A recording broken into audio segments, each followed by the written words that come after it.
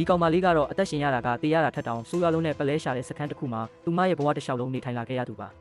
ဒီစခန်းမှာလူတွေကိုသမုတ်တရားရင်းနဲ့ပိုင်းထိဆင်းပြီးကမာခွန်တွေတဲကနေပလဲထုတ်ယူဖို့တင်နန်းပေးထားပါတယ်ဒါပေမဲ့ဒီလိုရှာဖွေရတာကအရန်ကိုအနေအများလုံးလို့ရင်ငုတ်သမားအများပြားဟာတင်နန်းဆင်းနေရင်းနဲ့ပဲအသက်ဆုံးရှုံးခဲ့ရပါတယ်ဒါကြောင့်လေကောင်မလေးကဒီငရဲခန်းကြီးကနေဘလို့ဖြစ်ဖြစ်ထွက်ပြေးလွတ်မြောက်ဖို့အမြဲတမ်းအိမ်မက်မက်နေခဲ့တာပါတနေ့မှာတော့စခန်းကြီးကျယ်ရေးမှုကတရင်တစ်ခုကြီးညာလိုက်ပါတယ်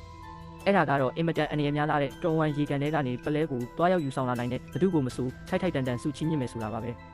တကယ်တော့ဒီတော်ဝန်ရေကန်ဆိုတာအသက်အန္တရာယ်ပေးနိုင်တဲ့ကြောက်စရာရေးတဝါတွေစက်စားရနေရဖြစ်ပြီးအရင်ကပလဲသွားရှာတဲ့သူဘသူတဦးတယောက်မှအသက်ရှင်လျက်ပြန်မလာနိုင်ခဲ့ကြပါဘူးအန္တရာယ်တွေဘလောက်ပဲများများလွတ်လပ်ခွင့်ကိုရချင်လွန်းနေတဲ့ရေငုတ်သမားတချို့ကတော့ဒီစိန်ခေါ်မှုကိုမာယူရဲ့ဆန်ဆန်ပဲလက်ခံလိုက်ကြပါတယ်အဲ့ဒီထဲမှာဒူဝမ်ဝုလို့ခေါ်တဲ့ကျွန်တော်တို့ရဲ့ဇက်လိုက်ကောင်မလေးလည်းပါဝင်ပြီးတခြားရေငုတ်သမားတွေနဲ့အတူတော်ဝန်ရေကန်စီကိုလှေနဲ့ထွက်လာခဲ့ကြပါတယ်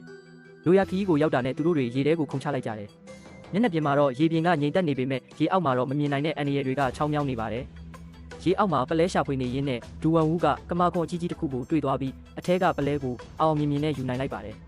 ဒါပေမဲ့အဲ့ဒီအချိန်မှာပဲတခြားရေငုတ်သမားတွေကသူမကိုအနောက်ကနေရုတ်တရက်ဝင်လုံးပြီးပလဲကိုလူကြပါတော့တယ်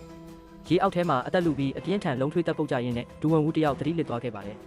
တခြားရေငုတ်သမားတွေကပလဲကိုယူဖို့လုပ်နေတော့မှပဲသူတို့စီကိုတက်တက်ကြီးကူးလာနေတဲ့ငါးမန်းကြီးတစ်ကောင်ကိုရုတ်တရက်လှမ်းမြင်လိုက်ရပါတယ်အဲ့ဒီတော့မှသူတို့လည်းအကြောက်လုံးပြီးပြာရခတ်သွားကပလဲကိုရောကောင်မလေးကိုပါပစ်ထားခဲ့ပြီးရေပေါ်ကိုအမြန်ကူးတက်ကသူတို့လေပေါ်ကိုအသေးအတန်ပြန်တက်သွားကြပါတော့တယ်